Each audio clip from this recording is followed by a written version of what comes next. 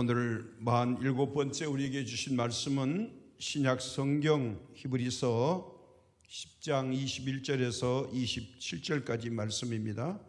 신약 성경 363페이지에 말씀이 있습니다. 또 하나님의 집 다스리는 큰 제사장이 계시매 우리가 마음의 뿌림을 받아 악한 양심으로부터 벗어나고 몸은 맑은 물로 씻음을 받았으니 참 마음과 온전한 믿음으로 하나님께 나아가자.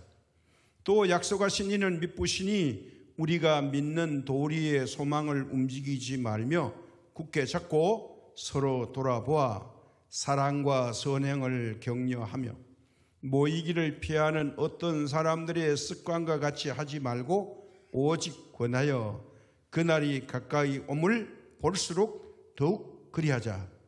우리가 진리를 아는 지식을 받은 후 짐짓 죄를 범한 즉 다시 속죄하는 제사가 없고 오직 무서운 마음으로 심판을 기다리는 것과 대적하는 자를 태울 맹렬한 불만 있으리라. 아멘. 이런 말이 있습니다. 사람은 힘으로 사는 것이 아니라 지혜로 산다. 이런 말입니다. 그런데 지혜로 산다는 말이 무슨 뜻일까요? 이것을 쉽게 이야기하기 위해서는 지혜로운 사람과 어리석은 사람의 차이를 살펴보면 무엇이 지혜롭고 어리석은 사람인지를 알 수가 있습니다. 여러 가지로 구분할 수 있겠지만 오늘 우리는 크게 세 가지로 구분해 보려고 합니다. 지난 금요일에 우리 양승원 집사님과 함께 금산에 있는 조그마한 농촌교회를 도우려고 갔습니다. 거기에서 두 가지 큰 은혜를 제가 입었습니다. 한 분은 대전에서 큰 교회를 시무하시다가 은퇴하신 목사님이시고 이 목사님이 이 교회 사택을 짓는데 열심으로 도와주고 이제 거의 마무리되니까 또 다른 교회에 가서 도와주시는데 건축학을 졸업했다는 겁니다. 목회를 끝내는 분이 건축의 학을 배웠지 건축을 해본 적이 없으신 분입니다. 그런데 은퇴 후에 이렇게 교회나 사택을 수리하고 지어주는 일에 이제 온몸을 바쳐서 희생을 하시는 겁니다. 뭔가 일을 찾아야 되겠다는 거죠. 목회 현상에서는 떠났지만 또 다른 나의 일을 찾아내는 이것이 지혜겠죠. 그래서 저는 요즘 잃어버린 인생을 찾고 그리고 하나님께서 숨겨놓은 7,000명의 하나님의 용사들을 볼 때마다 은혜를 받습니다. 이번에는 또 한 분을 제가 발견하고서 엄청난 은혜를 받았습니다. 그분은 다름 아닌 우리가 생각할 때는 어리석게 보이는 분입니다. 연세가 한 50대인데 그전에는 없었는데 금요일 날에는 와서 일을 돕고 있는데 이분이 목사님이 시키는 대로 잘 순종해요. 계속 말을 하면서 일을 하는데 이거 시켜도 예, 저거 시켜도 예. 그러니까 잡일을 도맡아서 하는데 제가 볼 때는 저분이 지능이 좀 떨어지는 것 같은데 아니에요. 이분이 말해도 그 물건을 정확하게 갖다가 드려요. 이렇게 해도 짜증 부리지 않고 예 하고 또 갖다 주고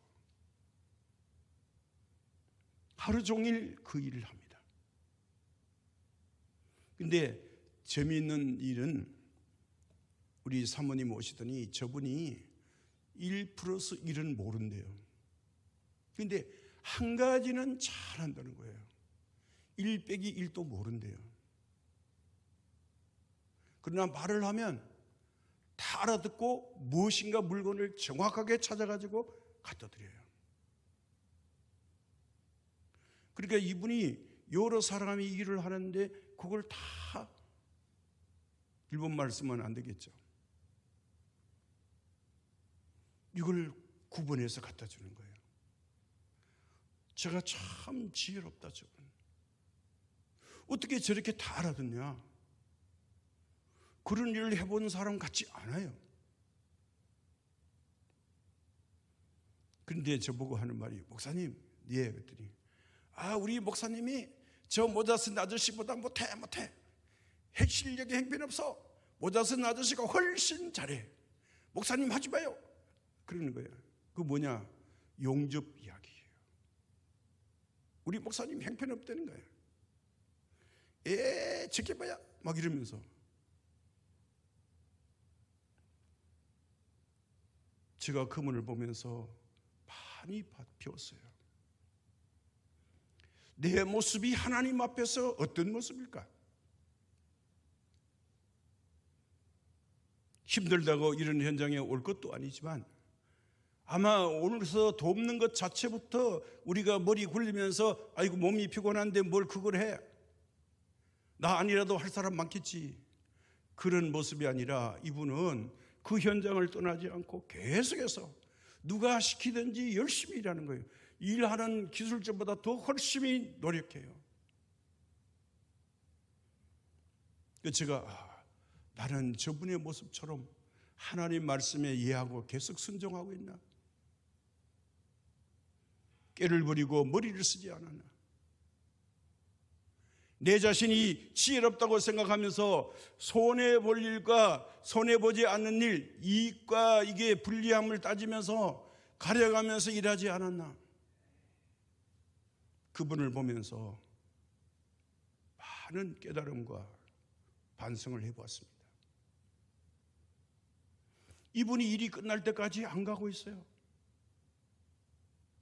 목사님이 말씀하니까 예 하고 그대로 순종해요. 이분이 저녁 8시까지 그 현장에 불을 켜놓고 있어요. 뭐 전등불이 꽂아라 가면 예 하고 가서 꽂고요. 뭐 가져오라 그러면 가져오고요. 건축 잡일의 모든 그 종류가 다양한데 그걸 다 알아서 가져오는 거예요. 근데 마지막에 밤이 어두우니까 사모님 보고 이렇게 말합니다. 사모님, 이제 내가 집에 가야 되겠는데 밤이라서 나 못 걸어가요. 사모님이 나 좀 태워줘요. 그리고 돌아가는데 내일 다시 오겠습니다 하고 가는 거예요. 그 사모님이 아이고 그래야죠. 당연히 제가 모셔드려야죠. 그러면서 사모님 죄송해요. 밤이 아니면 나 갈 수 있는데 밤이라서 부탁드리는 거예요. 저는 이분이 천사라고 생각했어요. 진짜 순수한 거예요. 누가 뭐라고 하든지 그분이 말하는 대로 아무 불평 없이 해드리는 거예요.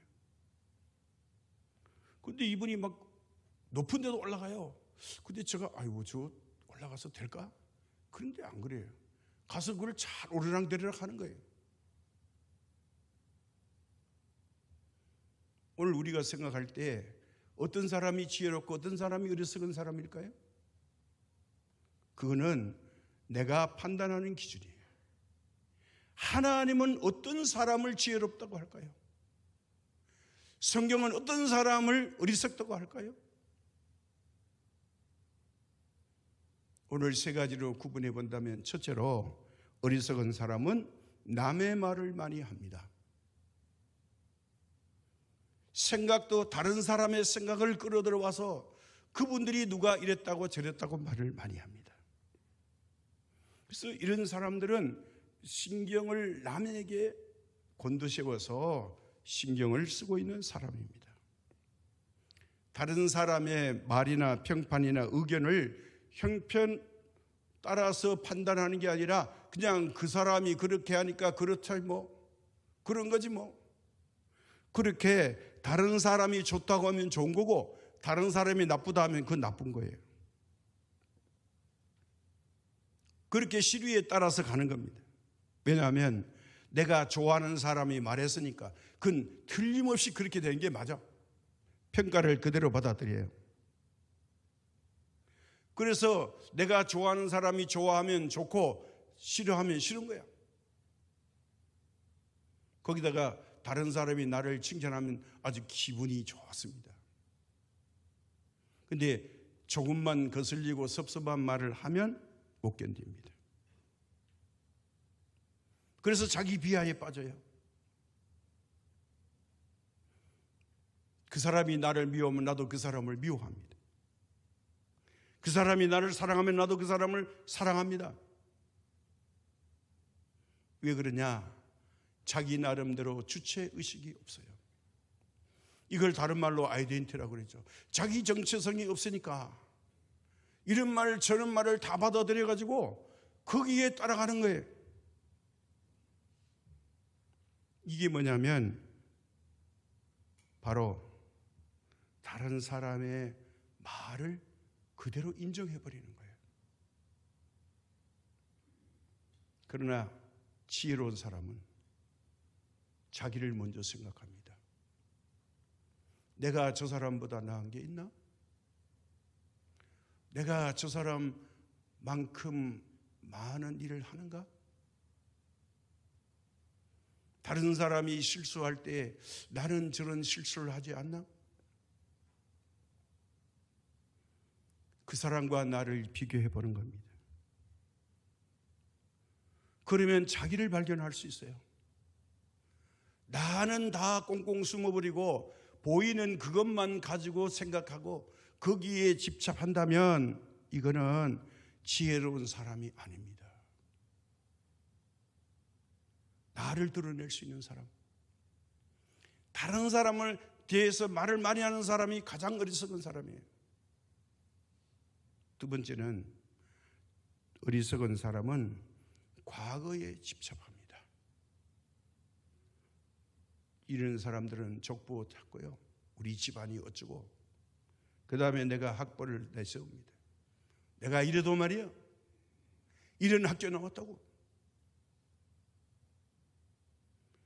이래봬도 내가 왕년에는 잘 나간 사람이야. 허구한 날 자기 옛날만 자랑하고 늘어놓습니다. 이런 분들은 자기의 과거에 대해서 슬펐던 일, 힘들었던 일, 괴로웠던 일을 자꾸 생각합니다. 나를 섭섭하게 했던 사람들, 나에게 해코지했던 사람들 절대로 잊어버리지 않습니다. 두고 보자. 이런 관념이 집착해 있어요. 과거의 아픔과 슬픔, 이게 가득 차 있어가지고요, 마음과 생각이 거기에 머물러 있습니다. 이런 사람을 우리가 뭐라고 그러냐? 과거 지향적인 사람이라고 그래요. 이거는 어리석은 사람이에요. 왜 어리석겠습니까? 미래 지향적으로 나갈 수가 없어요. 오늘 우리 인생은요, 어제가 있었기에 오늘이 있고요, 오늘이 있기에 내일이 있어요. 오늘이 있기에 내일이 기다려주고 있다고요. 근데 내일이 되면 오늘이 어제가 되는 거예요. 과거예요. 돌아올 수 없어요. 그래서 우리는 오늘이 있어야 내일이 보장되므로 지난 과거는 빨리 떨쳐내고 다 보내버리고 새롭게 일어나야 된다는 거예요. 오늘이 있기에 어제가 있었고 내일이 기다려지고 있다. 미래가 있기 때문에 우리가 과거가 있었다고 생각합니다. 그렇죠? 오늘 내가 있으니까 어제 있었죠. 그러면 돌된 아이는 1년의 과거가 있은 거예요. 그래서 돌이 되는 거예요. 다 과거가 있어요. 없을 수가 없습니다. 그래서 우리는 어떻게 해야 되느냐? 이 두 번째 대목에서 항상 우리는 오늘에 만족하지 말고 내일을 바라보고 미래를 향해서 10년, 20년 이렇게 살다가 마지막에 내가 최후의 그날, 이 세상을 떠난 다음에도 어떻게 될 것인가? 저 미래에 대한 생각을 하면서 사는 사람이 지혜로운 사람이에요. 그렇게 사는 사람들이 있다는 거예요.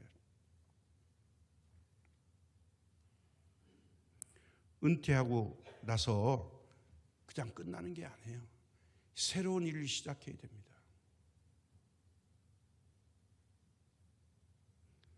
며칠 전에 어떤 대기업을 하던 사장님이 산속에 들어와서 농사 짓는 일을 퇴임하는 그 다음 날부터 와서 한대요. 이게 너무너무 재미있다는 거예요.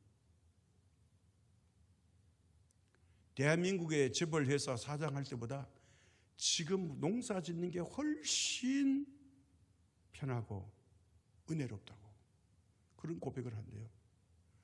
이거 회장님이 내가 왜 회장이냐 내려놨는데 나는 농부요. 그렇게 즐겨 농부라고 이야기를 하신대요. 절대 과거의 회장이라는 말을 못하게 한대요. 얼마나 지혜로운 분입니까? 그 직위 있을 때 회장이죠. 세 번째 지혜로운 사람은 어떤 사람이냐? 어리석은 사람은 괜한 걱정, 염려, 근심을 하는 사람이지만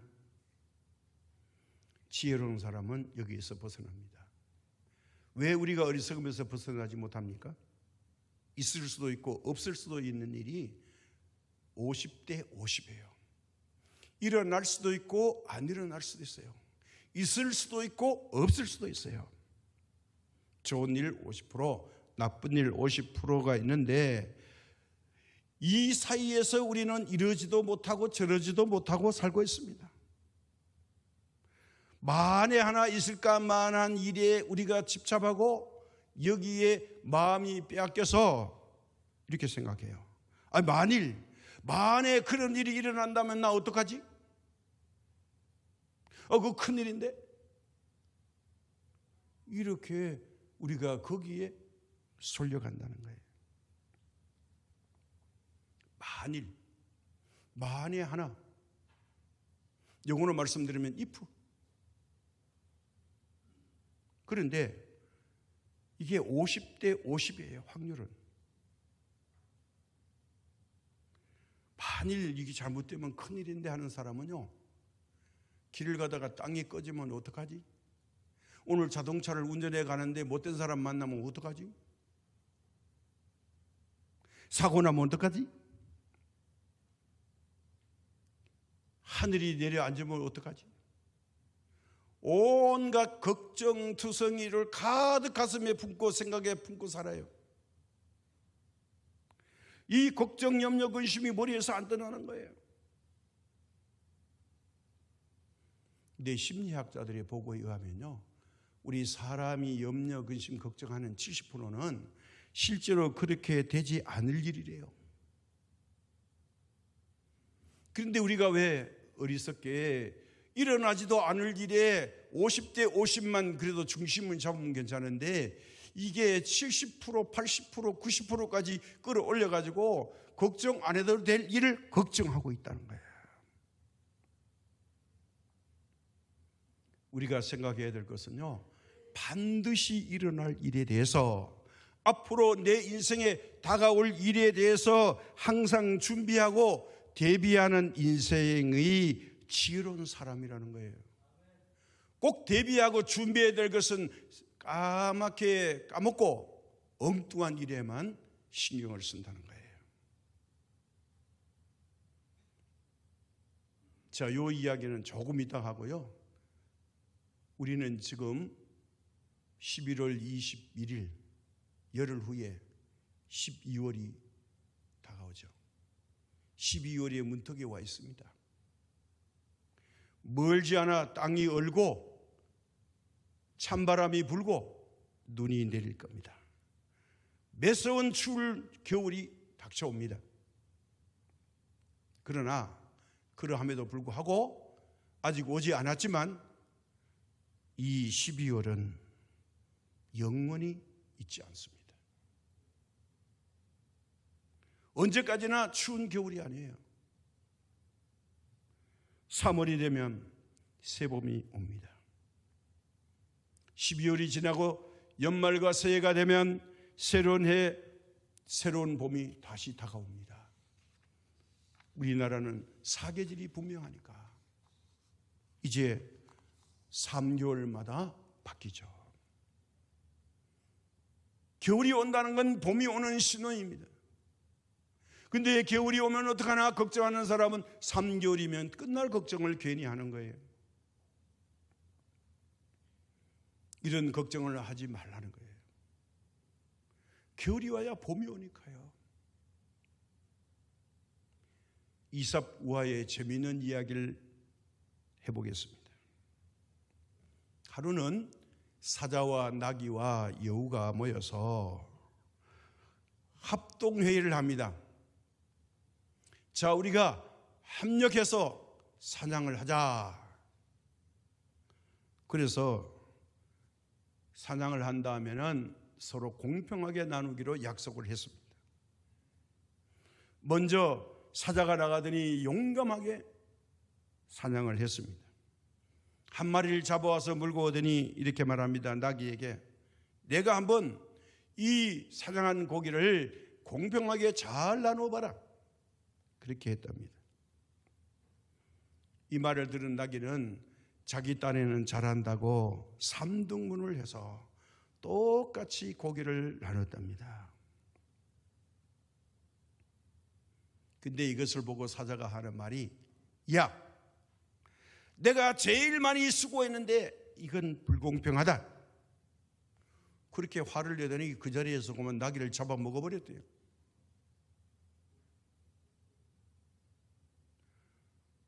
그리고 며칠 후에 배가 고프니까 또 나귀를 잡아먹은 사자가 사냥을 해와서 새 동물 중에 남은 여우에게 말합니다. 야, 이번에는 내가 공정하게 이 분배를 해봐. 그렇게 말했대요. 그래서 여우가 이 잡아온 사냥물을 아주 잘 분배를 했답니다. 근데 이 분배한 것을 보고 사자가 대단히 입이 찢어져서 만족하면서 말을 했대요. 야, 이제야 정말 제대로 공평하게 분배했네. 그렇게 말했다는 거죠. 왜 그랬을까요? 여우는 꾀를 써서 사자의 몫을 자기의 몫보다 배를 더 준 거예요. 3등분한 게 아니라 3분의 2는 사자 거, 3분의 1은 내 거. 이렇게 분배했더니 사자가 너무너무 좋았어요. 이야, 제대로 했다 이거. 그랬다는 거죠. 사자가 궁금해서 여우에게 물었답니다. 야, 너 어떻게 이렇게 생각을 했냐? 물어봤던 거예요. 그랬더니 여우가 자신만만하게 대답을 하더랍니다. 아, 그거 쉬운 거죠. 내가 나귀가 죽을 때 생각했지. 예. 여기 지혜가 있는 거예요. 무슨 지혜입니까? 나귀에게 일어난 남의 일을 보고 자기 자신에게 닥칠 재난을 미리 막는 것, 이게 바로 지혜입니다. 여우가 꽤 많다고 하잖아요. 나귀가 왜 잡아먹혔는가를 아는 거예요. 그래서 여우는 즉각적으로 알아차렸죠. 아, 저거 그래, 그렇게 대우하는 거야. 근데 그렇게만 하면 어떻게 돼요? 여우는 가만히 앉아서 자기 몫을 챙기는 거예요. 사냥해 오는 거는 사자가 해올 테니까 자기는 뭘만 하면 돼요? 그거 3분의 2 주고 3분의 1은 자기는 쉽게 먹을 것을 얻는 거예요. 이게 지혜인 거예요. 오늘 우리는 여기에서 다른 사람의 죽음을 보면서 내 죽음도 생각할 줄 알아야 됩니다. 저와 여러분은 언젠가는 이 세상을 떠나야 됩니다. 이 죽음은 남의 일이 아니라 바로 저와 여러분의 자신의 일입니다. 언젠가는 죽습니다. 이 죽음이라는 건요, 순서가 있고 번호가 있고 시간이 있는 게 아니에요. 아무도 알 수 없는 이 죽음을 우리가 안고 살아가고 있어요. 언제 일어날지 몰라요. 그러나 언제 일어날 줄 모르기 때문에 사람들은 예사롭게 생각하고 이제 나는 이 죽는다는 걸 잊어버리고 삽니다. 그런데 성경에서는 뭐라고 말하는가 보세요. 히브리서 말씀이 있습니다. 9장 27절에 한 번 죽는 것은 사람에게 정해진 것이요 그 후에는 심판이 있으리니. 한 번 죽는 건 정해진 거래요. 변경이 안 된대요. 자, 그래서 전도서 7장 2절의 말씀이 또 있어요. 초상집에 가는 것이 잔치집에 가는 것보다 나으니 모든 사람의 끝이 이와 같이 됨이라. 산 자는 이것을 그의 마음에 둘지어다. 4절의 말씀이 또 있어요. 지혜자의 마음은 초상집에 있으되 우매자의 마음은 혼인집에 있느니라. 근데 사실 우리가 어디를 즐겨갑니까? 초상집에는 뭔가 꺼름직해요. 잘 안 가려고 그래요. 근데 결혼식이다 그러면 가려고 그래요. 왜? 잔치가 벌어지니까. 그런데 초상집에 가면 정숙해야 되고 별로 얻을 게 없다고 생각하는데 이 잠언 전도서에서 보니까 이 죽음의 의미를 잘 터득하라는 거예요. 거기 지혜가 있다는 겁니다. 여기서 우리가 분명히 하나 짚고 넘어갈 일이 있습니다. 뭘까요? 우리가 여행을 떠날 때 자, 여행지를 먼저 정하죠. 그러면 거기에 걸맞게 어떻게 합니까? 여기는 자동차로 갈 거냐, 열차로 갈 거냐, 버스로 갈 거냐, 자가용으로 갈 거냐, 비행기 타고 갈 거냐, 이걸 정하죠. 여행지가 정해지면 교통수단은 어떻게 어떤 방법으로 가는지 정합니다. 그런데 어리석은 사람이 있습니다. 자, 바람 부는 대로 가지 뭐, 동서남북 어디든지 가는 대로 가지 뭐, 정하기는 뭘 정해. 그렇게 떠나는 사람이 있습니까? 그러다가 아무 곳에 가서 야, 여기가 내 목적지야 됐어? 그렇게 떠납니까? 그런 사람은 아무도 없습니다. 다 오늘의 계획을 세우고 어떻게 어디를 갈 것인가를 정합니다. 떠날 때부터 여행지를 정하고 어떻게 할 것인지, 1박 할 건지 일주일 있을 건지 하루 만에 올 건지 이게 정해지는 거죠. 오늘이나 내일이나 하다가 가서 닿는 것이 그날이 아니라는 겁니다. 그날은 바로 하나님의 날입니다. 심판의 날입니다. 주님께서 정하신 날입니다. 사람의 힘으로 좌우되는 게 아닙니다. 그날은 하나님의 온전한 뜻으로 하나님의 계시로 확고부동하게 결정된 날입니다. 이것을 성경에서는 알파와 오메가라고 합니다. 시작과 끝입니다. 내 인생의 시작이 하나님이 정하시고 끝도 하나님이 정하십니다. 이걸 우리가 모르는 거예요.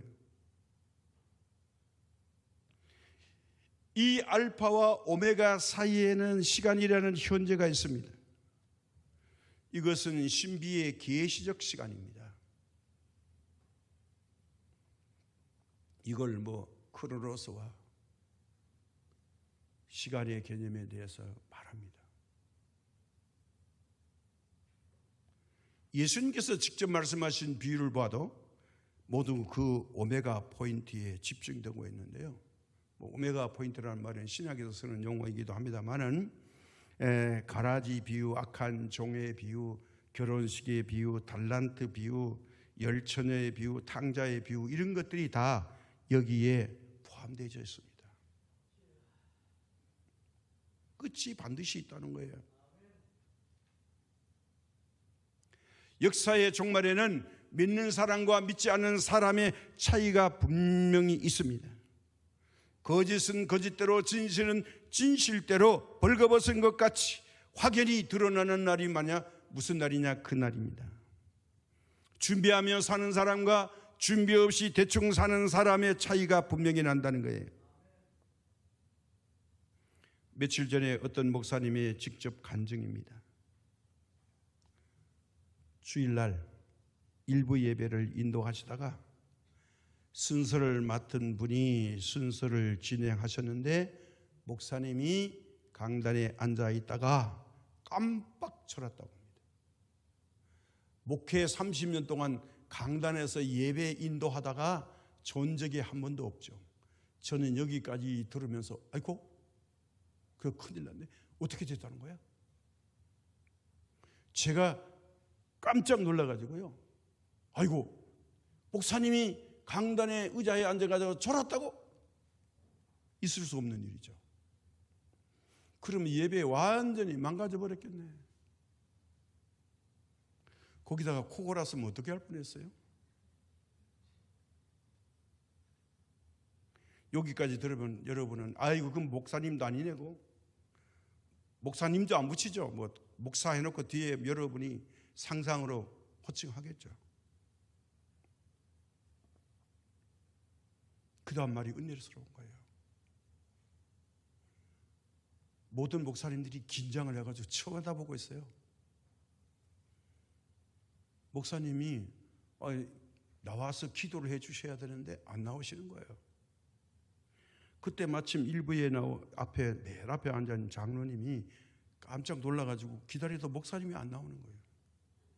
그러면서 요즘 일부 예배는 송출이 안 되잖아요. 이거 방송에 나갔으면 어마무시하게 망신할 뻔했다는 거예요. 그래서 목사님이 안 나오니까 장로님이 살금살금 나와서 보니까 목사님이 졸고 있네. 그래서 조심스럽게 목사님하고 건드리면서 깨웠대요. 그러니까 목사님이 누가 흔들면서 목사님 하니까 화들짝 놀라가지고 벌떡 눈을 떴다는 거예요. 근데 다음 말이 더 있어요. 무슨 은혜로워요. 깨서 봤는데 긴가민가 여기가 어디야? 우리 집이야? 그런 생각이 먼저 들었대요. 누가 나를 깨웠지? 그래서 어리둥절했다는 겁니다. 그 순간 짧은 시간에, 대비 시간에 뭐 순서가 그렇게 길지 않잖아요. 길어야 3분인가 5분이죠. 깊이 본인이 잠들었다는 걸 그때 깨달았대요. 그래서 정신을 바짝 차리고 보니까 예배 중인 거죠. 그래서 생각해 보니 그 짧은 시간에 이런 음성을 들었다고 고백합니다. 환전을 해라. 천국에 올 환전을 해라. 이 음성이 분명히 들었다는 거예요. 그러니까 진짜 졸은 게 아니고 깊이 수면하는 중에 하나님의 음성을 처음으로 들었대요. 그것도 예배 시간에. 우리가 여행을 하려면요, 그 여행하는 나라에 뭘 해야 됩니까? 화폐를 바꾸는 걸 환전이라고 그러죠. 미국 가려면 달러와, 유럽 가려면 유로와, 중국 가려면 원화, 일본 가려면 엔화, 필리핀을 가려면 페소, 러시아 가려면 루블. 그 나라의 돈을 바꿔야 그 나라에 가서 사용할 수 있죠. 우리나라 대한민국 돈 가지고 미국 가서 쓰면 아무도 안 받아요. 왜요? 달러가 통용되는 나라니까요. 천국 올라면 환전을 하라. 이 음성이 2번 들렸대요.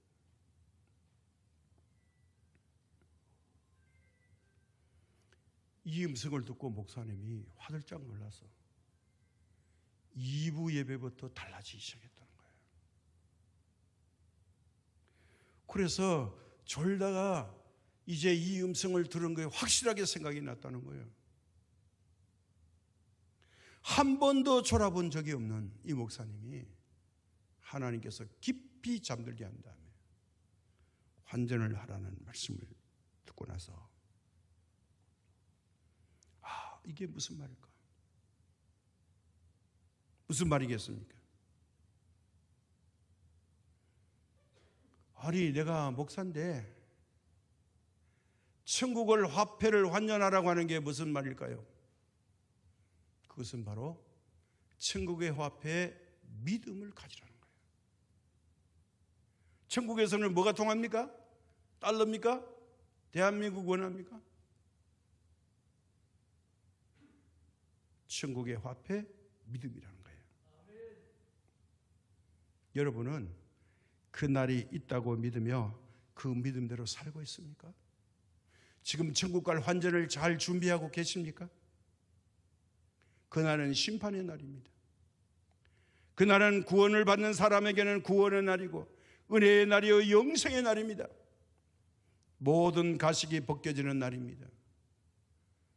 체면이 통하지 않는 날입니다.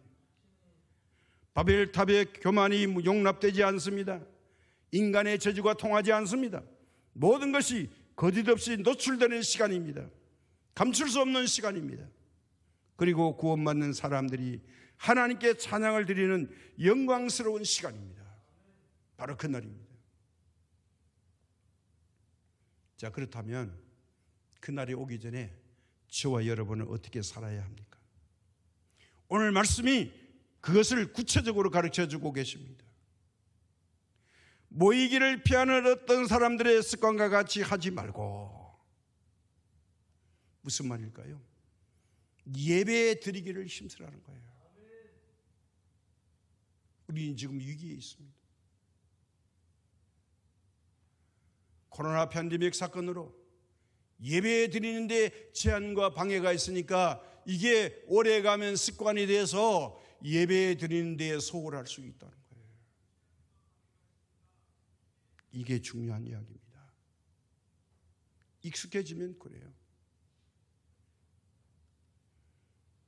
예배 드리기를 힘쓰라는 거예요. 이게 천국 환전을 하는 것입니다. 어떤 예배일까요? 올바른 예배를 드리라는 거예요. 예배는요, 인간관계로 모이는 친목회가 아닙니다. 어떤 이익 때문에 우리가 모이는 이익 공동체도 아닙니다. 오직 저와 여러분은 이 하나님께 예배하는 마음으로 이 자리에 와 있습니다. 그리고 우리는 신령한 것을 생각합니다. 하나님의 뜻을 생각하는 것입니다.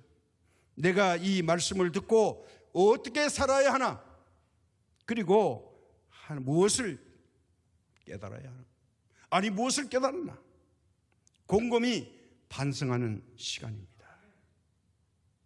그런데 까딱 잘못하면요, 우리가 말씀을 들을 때마다 이 말씀은 내가 듣는 게 아니야, 우리 아내가 듣고 내 남편이 들어야 돼, 아니 우리 자식이 들어야 돼, 우리 시어머니가 들어야 될 말이야 저거. 야, 이거 오늘 기가 막힌 말이야. 이렇게 생각하면 안 됩니다.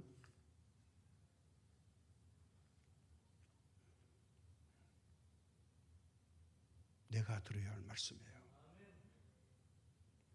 이 자리에 없는 사람을 신경 쓰지 마세요. 모든 말씀은 예배 시간에 내게 주신 말씀이에요. 남의 문제가 아닙니다. 이것은 내 문제입니다. 내 영혼이 살아야 합니다. 내 영혼의 문제입니다. 그리고 하나님과 나와의 진실한 만남을 찾아야 합니다.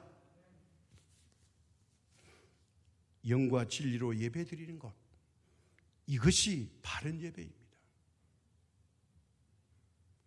이미 우리 몸이 여기 와 있는데 마음이 빼앗겨서 예배 끝난 다음에 뭘 할 걸 생각을 굴리고 있다면 하나님과 연결고리가 끊어진 겁니다. 이건 마귀 사탄이 주는 선물을 지금 잔뜩 끌어안고 있는 거예요.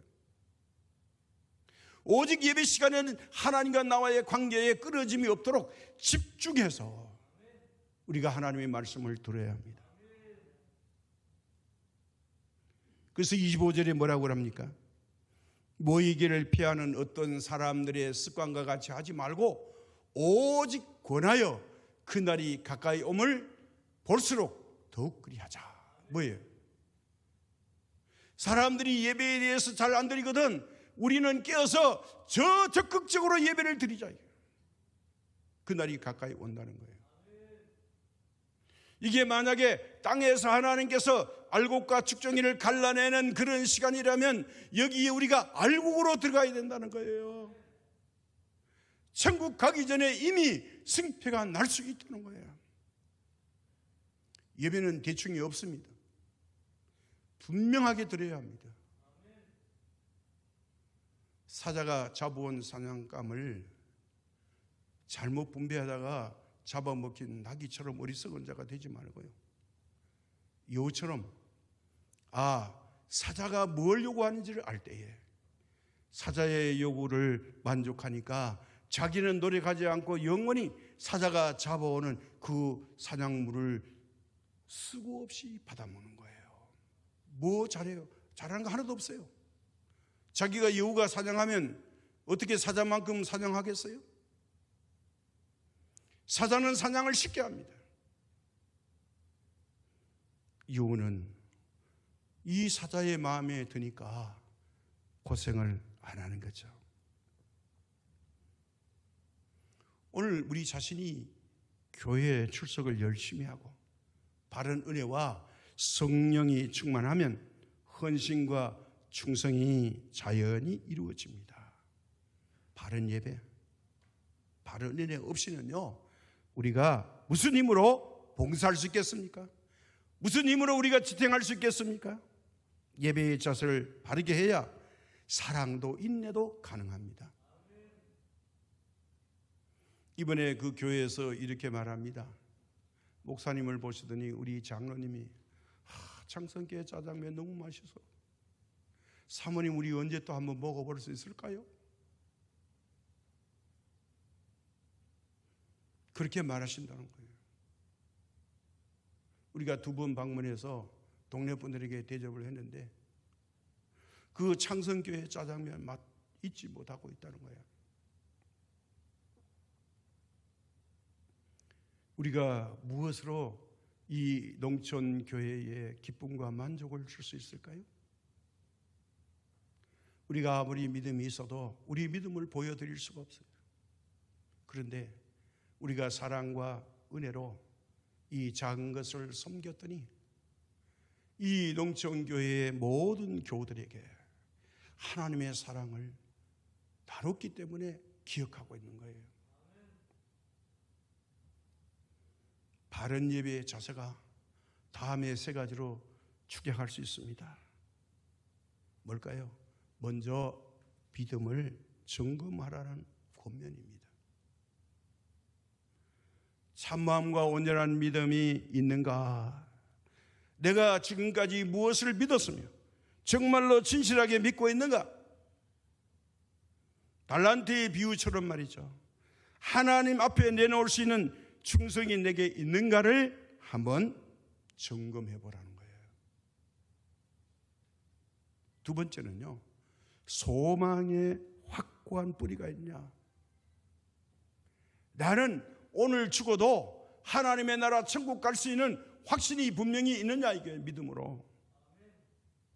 나의 소망과 나의 비전이 흔들림 없이 진정 내 마음속 깊이 뿌리를 내리고 있는가 물어봐야 된다는 거예요.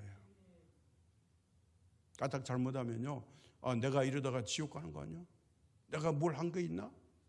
내 믿음이 괜찮을까? 점검 안 한다는 거예요.